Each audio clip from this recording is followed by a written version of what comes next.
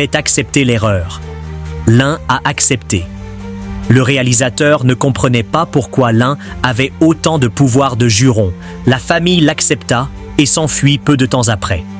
Après cela, le protagoniste s'assit sur le canapé et dit qu'il donnait au réalisateur l'occasion d'expliquer pourquoi il se concentrait sur sa fille. Ce n'est qu'après ces mots que le réalisateur s'est rendu compte que l'homme dans son bureau était le père de Ray. Mais pour une raison quelconque, le réalisateur pensait qu'il pouvait menacer Lynn. Il a alors essayé de l'intimider et a dit qu'il ne laisserait sa fille dans cette institution que si sa femme couchait avec lui. Lynn sentit la colère commencer à bouillir et se leva immédiatement du canapé, puis donna un coup de pied à l'homme en brisant ses lunettes. Yang était allongé sur le sol et se tenait la joue, tout son corps tremblait. Et il ne pouvait pas croire ce qui venait de se passer. Puis il a sorti son téléphone et a crié avec colère qu'il ferait payer à l'un ce qu'il avait fait. Mais l'homme n'a pas eu le temps d'appeler quelqu'un, parce que quelqu'un d'autre a fait irruption dans le bureau. Le directeur a couru dans l'espoir que quelqu'un pourrait aider à s'occuper du gars. Mais le visage de son patron n'exprimait que de la colère. Le propriétaire de l'école a découvert ce que le directeur avait fait et lui a demandé comment il pouvait utiliser son pouvoir à des fins personnelles. Le patron a ajouté qu'il savait ce qu'il avait dit à la femme de l'un. Yang ne pouvait pas croire qu'il était renvoyé. Le patron ne voulait pas être battu et mangé à cause d'une erreur de ses subordonnés et a renvoyé le directeur. Il a également ordonné à Yang de quitter la ville. Le directeur s'est senti vaincu et ne comprenait pas comment un légume pouvait ruiner sa vie. Le patron a poussé l'ancien directeur et lui a ordonné de s'excuser immédiatement auprès du maître, sinon il aurait une mauvaise fin. Le patron s'est également excusé auprès de l'un et a promis de corriger immédiatement la situation. Mais cela n'a pas impressionné le protagoniste car il était capable de régler ses propres problèmes. Le patron s'est rendu compte que l'ancien directeur était toujours silencieux et a déclaré qu'il ne le sauverait pas. Yang Deng s'excuse activement. Le héros se pencha et dit que Yang avait eu tort de penser qu'il pouvait manipuler les gens avec l'aide de la richesse et du pouvoir, mais qu'à partir de maintenant, il n'aurait plus d'argent ni de maison. La seule chose qu'il puisse faire est de mendier. Le patron a convenu que c'était une punition méritée et a promis à l'un que sa fille recevrait une meilleure éducation. L'homme était très heureux que le maire ait réussi à appeler à temps et à lui sauver la vie. L'un a décidé de ne plus interférer et a demandé à toutes les personnes présentes de garder son apparence secrète. Les hommes ont promis de garder le silence, mais cet incident a clairement montré que quelqu'un à l'étage était déjà au courant de son réveil. Pendant ce temps, Xin se promenait dans le parc, pensant qu'aujourd'hui tous les problèmes lui tombaient sur la tête. À ce moment-là, la sœur cadette est apparue à côté d'elle, demandant si la fille allait à l'entreprise. Xin a partagé son problème de devoir payer 1 million pour que Ray continue ses études. La sœur cadette était sûre que c'était dû au manque de statut et a mentionné son fils. Mais cela a rendu la femme du protagoniste furieuse. Elle s'est éloignée. Jiang a dit à sa sœur qu'à partir de ce jour, il romprait tous les liens avec cette famille. À ce moment-là, Jiang a dit qu'elle avait entendu parler de son mystérieux petit ami par sa mère et avait suggéré de lui demander de l'aide. Mais Xin lui a demandé de ne pas dire de bêtises. Jian pense que sa sœur est stupide, principalement parce qu'elle veut continuer avec un homme qui ne bouge pas au lieu de trouver quelqu'un d'influent. Après la brève conversation, Jian est parti, laissant sa sœur régler ses problèmes seule. Après un certain temps, Jian est allé dans un café voisin avec Sun. La fille a vu son état et a pensé qu'il était malade. Sun s'est mis en colère et a pensé que Jian pouvait lui faire du mal. Jian ne comprenait pas pourquoi le gars était en colère contre elle. Elle dit qu'elle voulait juste lui rappeler qu'il ne devait pas être laissé pour compte s'il voulait faire sourire sa sœur Sun, et dit que la fille voulait vraiment l'emmener dans la tombe. La sœur cadette se souvint que l'homme avait de la concurrence et dit qu'elle le considérait comme le meilleur candidat. Après ces mots, Sun le remercia et en même temps, il avait l'air très effrayant. Jiang décida qu'elle n'avait plus besoin d'être à ses côtés et dit que puisqu'il avait abandonné, elle partait. Sun vit la fille partir et appela ses amis en leur disant qu'il y avait un bon travail pour eux. À ce moment-là, Jiang marchait dans la rue et pensait qu'il était surprenant de voir à quelle vitesse le jeune héritier abandonnerait. La fille était très bouleversée lorsqu'elle réalisa qu'elle ne recevrait pas son sac. Soudain, 2 gars la suivaient, mais la blonde n'y prêta pas beaucoup d'attention. Les garçons regardèrent attentivement la fille et remercièrent Sun pour le travail. Ils promirent qu'ils s'amuseraient beaucoup avec Jiang. Après cela, ils apparurent devant la fille en riant et lui demandèrent si elle marchait seule ici. Jiang avait peur et ne comprenait pas ce que ces deux hommes voulaient d'elle. Les gars examinèrent son corps et rirent en disant qu'ils voulaient son corps. À ce moment-là, King a demandé au protagoniste si elle devait sauver la fille, mais il a décidé de donner la leçon à Jiang en premier. Lin savait que la blonde était prête à tout pour de l'argent, mais même ainsi, elle était la famille de sa femme. Alors il verrait si elle avait vraiment besoin de son aide. Pendant ce temps, les garçons ont emmené la fille dans une ruelle et elle a supplié d'être libérée en promettant de payer de l'argent. Mais Sun avait déjà payé pour le travail. Et il ne voulait ni pas gâcher une opportunité aussi incroyable de s'amuser. Jiang a entendu le nom de Sun et n'a pas compris pourquoi celui qu'elle a aidé voudrait lui faire du mal. Puis la fille a crié en essayant de s'échapper. Mais ses cris forts n'ont fait que rendre les gars heureux. La fille avait ses vêtements déchirés et les garçons pouvaient Jiang à pleurer et à demander de l'aide. À ce moment, Qing, en tant qu'excellent guerrier, a pu neutraliser le gars aux cheveux blancs d'un seul coup. Et puis, tout aussi facilement, a assommé son partenaire. Jiang était assis par terre en couvrant son corps. Qing a regardé la fille qu'elle a sauvée et a dit de ne pas la remercier. Elle a ordonné à Jiang de ne pas interférer dans les affaires de sa sœur aînée. Sinon, elle ne viendrait pas. Après ces mots, la fille quitta la ruelle et laissa Jiang seule. La fille pleurait toujours et pensait sérieusement pourquoi cette femme appelait sa sœur Madame. Et surtout, qui était le maître qui l'avait envoyée. Jian couvrit son corps et se sentit coupable d'avoir forcé sa sœur à rester avec Sun. Pendant ce temps, Qing était de nouveau aux côtés du protagoniste. Ils espéraient que la fille avait appris. Qing accepta. Puis elle dit au protagoniste qu'elle aurait bientôt le festin de Bin Hai, mais Lin nia qu'elle le ferait. À ce moment, un garde se rendit chez Sun et l'informa que 2 de ses hommes avaient été éliminés. Lin fut très surpris quand il réalisa que les 2 avaient échoué à la tâche. Le gars ne s'arrêterait pas à cause d'un échec et se promit que la fin de Jian ne faisait que commencer. Le gars a vu un excellent moyen de traiter avec Jian et d'appeler beaucoup de temps s'était écoulé et la célébration de Banhai approchait. À ce moment-là, Sun apparut à nouveau chez Sin. L'homme assura qu'il n'était venu qu'avec de bonnes intentions. La mère de Sin n'a pas remarqué l'étrange farce et a joyeusement soutenu les paroles de l'homme.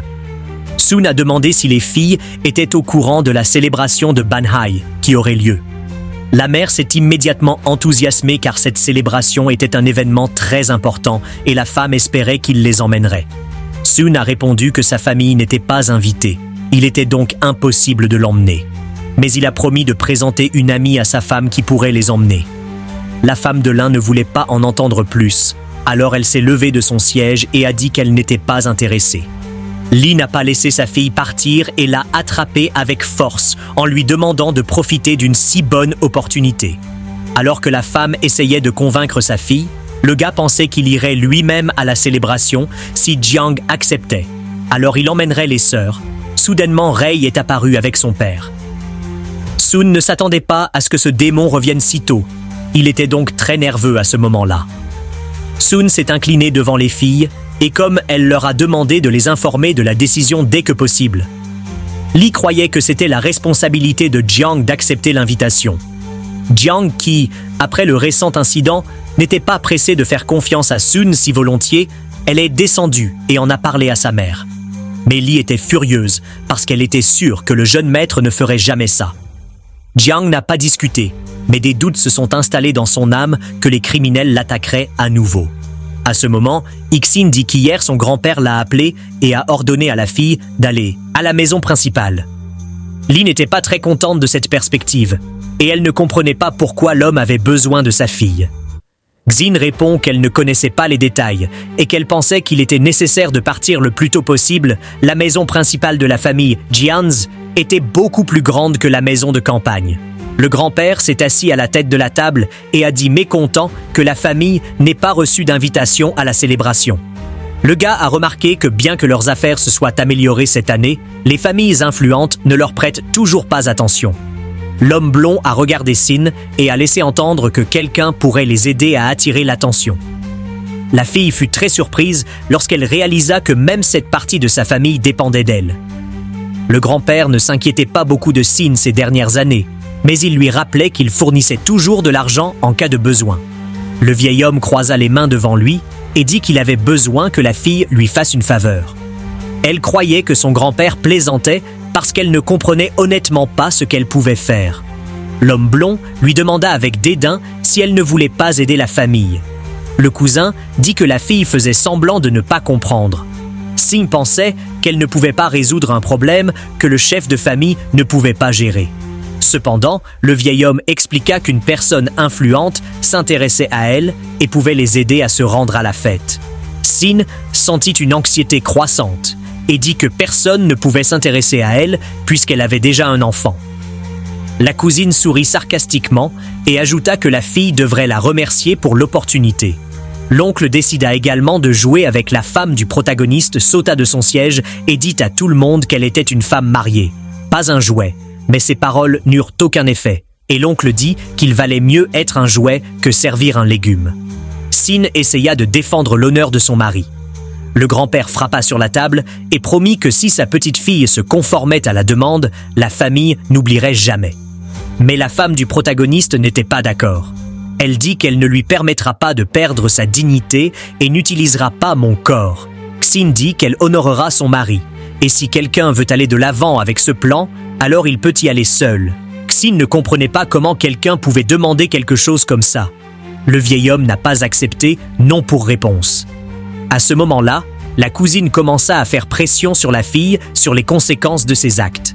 Mais la femme du protagoniste resta ferme, croyant qu'elle seule avait le droit pour décider quoi faire de son corps. Soudain, la cousine a commencé à menacer Xin en disant que quelque chose pourrait arriver à son mari. Il semblait que cette fille était jalouse de Xin, et elle n'arrêtait pas de demander ce que les gens voyaient en elle. Elle en a profité pour pousser Xin sur la table, puis la jeter au sol. À ce moment-là, la cousine a crié que c'était sa dernière chance pour Xin de prendre la bonne décision et a ajouté que la vie de ses proches en dépendrait. Bien que ce soit douloureux pour la femme du protagoniste, elle a accepté d'abandonner ses principes pour la sécurité de sa fille et de son mari. Le grand-père a fait un signe de la main dans sa direction et a promis de sauver la vie de sa famille si la fille recevait une invitation à la célébration. La fille frustrée a quitté la maison principale de la famille Jin. Après un certain temps, Xin est rentrée chez elle et est immédiatement allée au parc avec son mari. La fille était assise sur une balançoire et a décidé de dire à Marie ce que son grand-père avait dit. Xin a dit à l'un que quelqu'un d'influent s'intéressait à elle et qu'elle savait qu'elle était obligée de le divertir causer de problèmes si au protagoniste et à sa fille. La fille a malheureusement dit qu'elle devrait obtenir un billet, car sinon, il détruirait sa famille. La blonde a serré son mari dans ses bras en disant qu'elle ne voulait pas le tromper. Mais elle savait qu'elle n'était pas prête à les perdre, alors elle s'est excusée auprès de l'un. Parce que c'était la seule façon de les protéger. Le protagoniste était furieux de ce traitement envers sa femme et ses mains étaient illuminées d'un feu bleu. Puis l'un a endormi sa femme et l'a assise sur la chaise. Le protagoniste a promis qu'il attraperait tous ceux qui oseraient intimider sa femme. Après cela, le roi est instantanément apparu à proximité. Elle s'est inclinée et elle était prête à exécuter n'importe quelle demande. L'un a décidé qu'elle ne se cacherait plus, qu'elle s'est réveillée et a ordonné à King d'informer tout le monde à ce sujet. Pendant ce temps, la mère d'Exin était confuse lorsqu'elle vit son père chez elle. À ce moment-là, la cousine présenta un gars nommé Liu Shao. Le gars s'assit à côté de Li et commença à lui lisser les cheveux pendant qu'elle essayait de comprendre ce qui se passait. À ce moment-là, le grand-père lui demanda d'appeler Xin bientôt, car il ne pouvait pas laisser une personne aussi influente que Liu attendre. Li expliqua que la fille avait emmené Rei à l'école, puis décida de demander pourquoi ils étaient là. La cousine rapporta que Liu Shao aimait Xin, donc si la fille n'apportait pas de problème à la famille de Jian, elle n'aurait besoin de rien d'autre. Li était très heureuse. La cousine lui dit avec mépris que tout cela était grâce aux efforts de son grand-père. Après quelques minutes, les sœurs rentrèrent à la maison. Liu Xiao commença à regarder le corps des filles et à louer le choix de Ku Xinyan. La joie de Jiang diminua lorsqu'elle vit son grand-père qui avait promis auparavant qu'il les laisserait tranquilles. Le grand-père présenta Liu et dit qu'il était celui que Xin devait accompagner. L'homme s'éclaircit la gorge et dit qu'il attendait avec impatience leur nouvelle rencontre.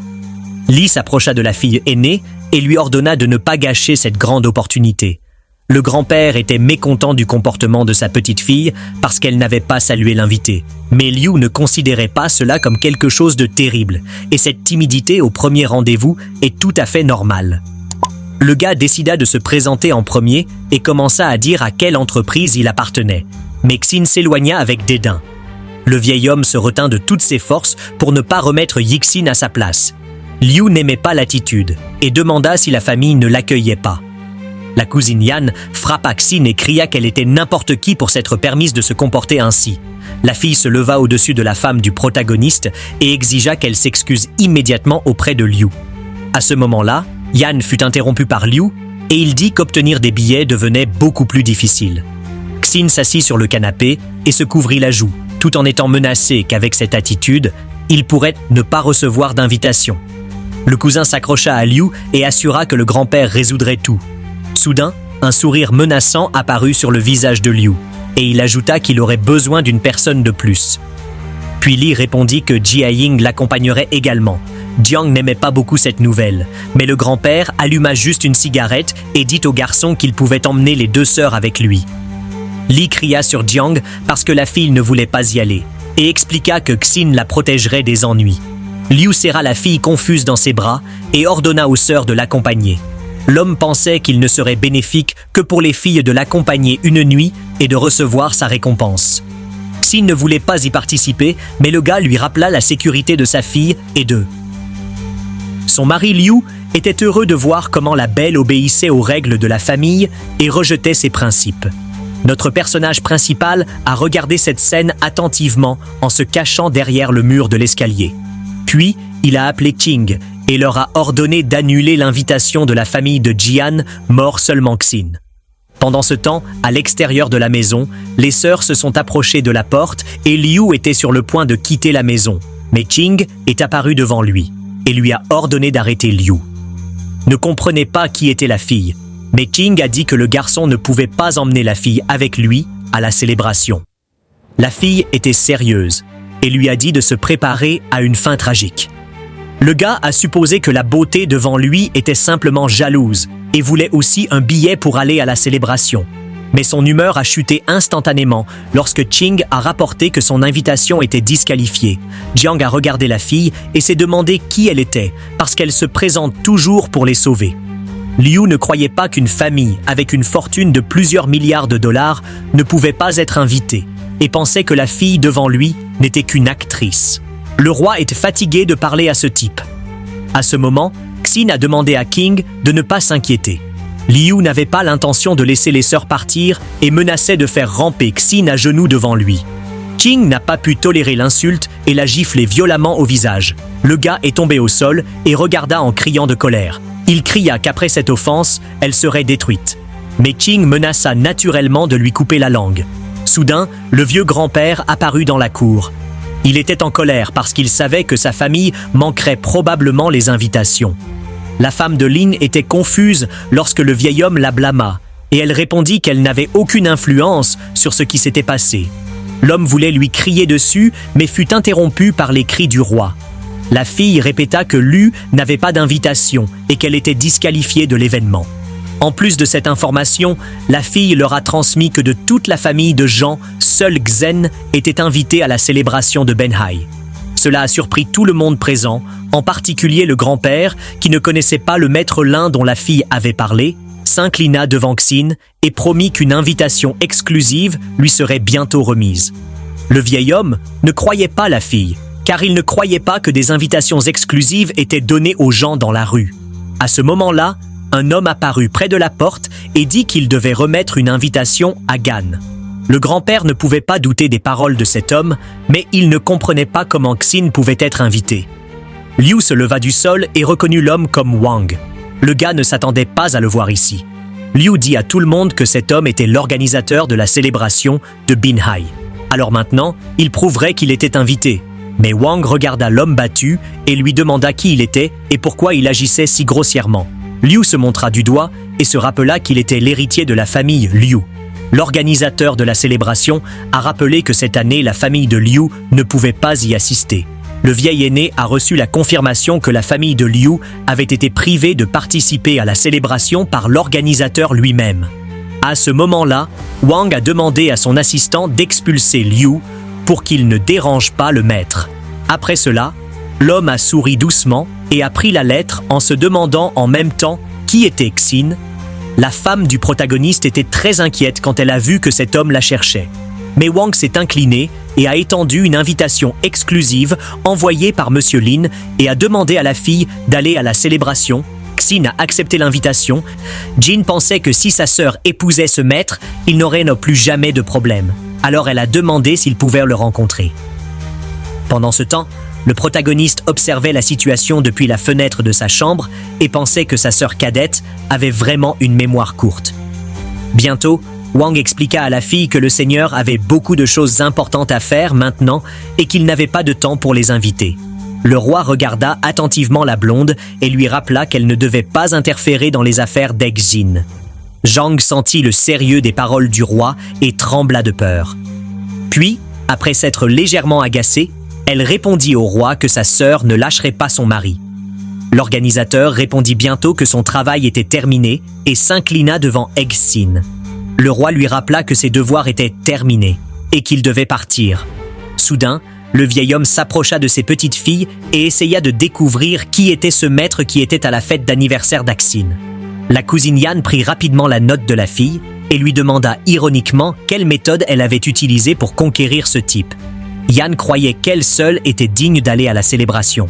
Mais Xin ne voulait pas abandonner sa place, car elle voulait vraiment vérifier si ce maître était son mari. Mais le grand-père a stressé en disant cela. Xin a insisté pour la mettre, le mari et la fille au-dessus de sa famille. Il voulait vraiment que Xin abandonne le protagoniste et se concentre sur leur enrichissement. De plus, le vieil homme croyait que l'un était devenu un fardeau pour sa famille. Alors Xin a permis que l'invitation soit retirée, tant que sa famille n'était pas affectée. Yan était heureux, car il pensait qu'Inzin n'était pas digne d'une invitation. À ce moment-là, le protagoniste et King ont regardé cette scène. La servante de Lin voulait vraiment revenir et leur donner une leçon. Mais le héros lui a interdit de le faire et a promis qu'à l'avenir, il leur ferait regretter leur existence. À ce moment-là, le téléphone de King a sonné. Le directeur de l'école a dit que Rei avait été envoyé à l'hôpital. Lin a entendu que sa fille avait perdu connaissance et a ordonné à Ching de démarrer la voiture immédiatement. Puis, après quelques minutes, ils sont arrivés à l'hôpital central de Binhai, où ils ont amené Rei inconsciemment. Le médecin a soigneusement examiné les résultats des tests. Ching et Lin sont entrés dans la pièce, demandant comment la fille se sentait. Le médecin a répondu qu'il avait exclu d'autres options et avait constaté que la fille avait une rechute d'une ancienne maladie. L'un s'est assis sur le lit et a demandé s'il serait possible de transplanter de la moelle osseuse pour la sauver à nouveau. Mais le médecin a décidé qu'il devrait d'abord inviter le docteur Li à venir voir Rei. Le protagoniste a été très surpris que le docteur Lai. Le médecin a répondu que Lai était revenu dès qu'il avait entendu la rumeur sur le réveil du maître et qu'il était maintenant à l'hôpital. Lin a immédiatement envoyé son serviteur chercher le médecin et lui a ordonné d'aller le chercher rapidement. À ce moment, le médecin a décidé de demander si le protagoniste connaissait la gravité de la maladie de Rei. Lin répond qu'il a été gravement blessé à ce moment-là et qu'il ne comprenait pas pleinement l'état de sa fille.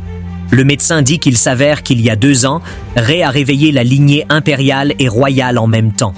Donc c'est pourquoi il est tombé dans le coma. Le protagoniste était effrayé et n'en croyait pas ses oreilles. Mais le docteur Li est apparu dans la pièce et lui a assuré que le grand homme n'avait rien à craindre. Le vieil homme était si heureux de revoir Lin, à tel point que des larmes apparurent dans ses yeux. Cette réaction mit les hommes mal à l'aise et ils se regardèrent en silence. Le dieu de la guerre décida de revenir à la conversation principale car il s'inquiétait de la fusion du sang chez sa fille. Normalement, aucune lignée royale et impériale n'apparaîtrait chez la même personne. Mais le docteur Li dit qu'aujourd'hui, il n'y a que 3 personnes qui ont les 2 sangs. Le protagoniste savait qu'il avait les 2 et il y avait aussi un autre garçon dans la capitale. Mais il se demandait qui était la 3e personne dont il n'avait jamais entendu parler auparavant. Li attendit une pause dramatique, puis avec un éclat d'énergie, révéla que la 3e personne était Rei. Puis, l'aura du docteur vola autour d'elle. Le protagoniste n'a pas aimé ce qu'il a dit et a crié le nom de Ching. La fille s'est déplacée imperceptiblement derrière le vieil homme. Ching a tenu sa paume près de son cou et a demandé au maître de s'expliquer plus clairement avant de toucher la fille. Lee dit que la lignée royale de Lin a été personnellement interdite il y a des années et n'aurait pas dû affecter sa fille. Puis a demandé si le dieu de la guerre voulait savoir pourquoi cela se produisait. Lin n'était pas sûr de l'origine de la lignée impériale et a permis à Qin de laisser partir le docteur. Le vieil homme a promis que si la fille était à ses côtés, personne ne la reconnaîtrait comme une descendante de la lignée impériale. Lin s'y attendait vraiment et a décidé de faire confiance au docteur Lee pour le moment. King se souvint que l'école devait également informer Xin et qu'elle serait bientôt là. Le protagoniste réalisa qu'il était temps de partir et dit à Lee qu'il saurait quoi expliquer à Inzin peu de temps après. La femme du protagoniste a couru dans les couloirs de l'hôpital aussi vite qu'elle le pouvait. Elle était très nerveuse et n'a même pas fait attention à Sun. Le gars voulait savoir ce qu'elle faisait ici, mais l'ami s'est mis en colère parce qu'il ne voulait pas d'ennui. Sun a reçu un léger coup à la tête de son ami et a admis que cette fois, il n'avait rien à voir avec ça. Il a deviné que la fille était inquiète pour l'enfant. Lu ne comprenait pas pourquoi ils avaient besoin de cette information. Et puis Sun a expliqué que Shin aurait certainement besoin d'argent pour le traitement. Lu connaissait le mauvais état dans lequel se trouvait la famille de Jian et prêt à utiliser sa chance pour que la blonde le supplie. À ce moment-là, Ixin fit irruption dans la pièce et demanda avec inquiétude ce qui était arrivé à sa fille. Lee demanda à la femme de se taire pour ne pas réveiller la petite princesse. La fille ne s'attendait pas à voir un deuxième médecin en plus de Chen. Alors elle demanda qui il était. Le docteur Chen présenta son mentor et promit que Ray était en sécurité. Puis il claqua des doigts et Ray recommença à se retourner dans son lit. Lee dit que la fille se réveillerait bientôt grâce à l'acupuncture.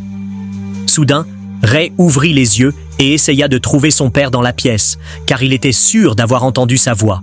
La mère apparut à côté d'elle en disant qu'elle s'était évanouie à l'école. Elle a donc eu la chance de rencontrer ce médecin qui utilise la médecine traditionnelle chinoise. Ray a reconnu l'homme comme un médecin brillant. Le vieil homme n'a pas pu contenir ses sentiments et a dit que le bébé était très gentil avec lui. L'homme se pencha vers la fille et commença à la serrer dans ses bras.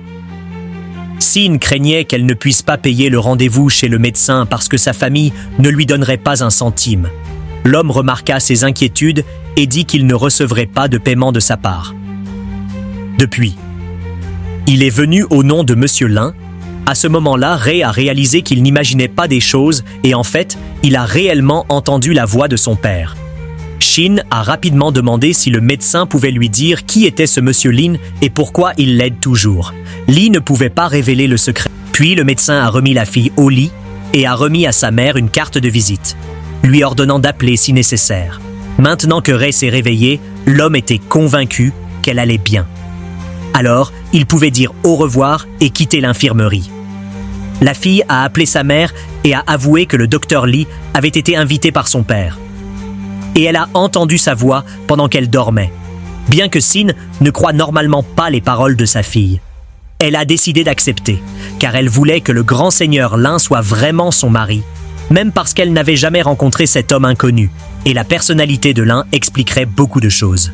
Ce qui la dérangeait vraiment dans cette théorie était le fait que le protagoniste ne lui avait pas dit directement qu'il s'était réveillé.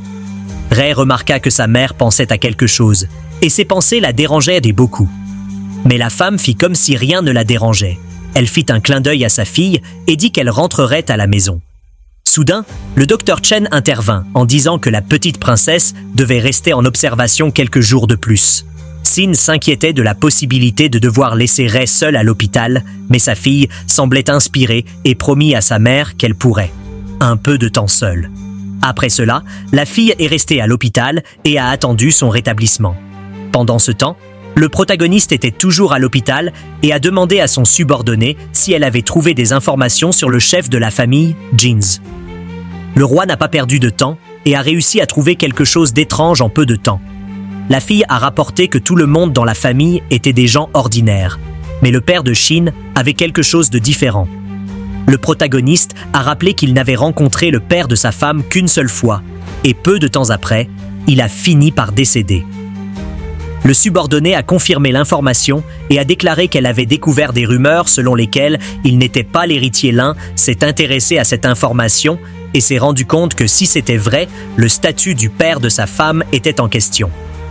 Li a déclaré qu'avec l'aide de sa position dans la société, il avait pu découvrir que l'empereur avait des héritiers aux cheveux clairs. Ce fait pourrait signifier que le père d'Axing était un descendant de l'empereur. Mais il était impossible de le savoir avec certitude, a admis qu'il voulait accepter la princesse comme disciple.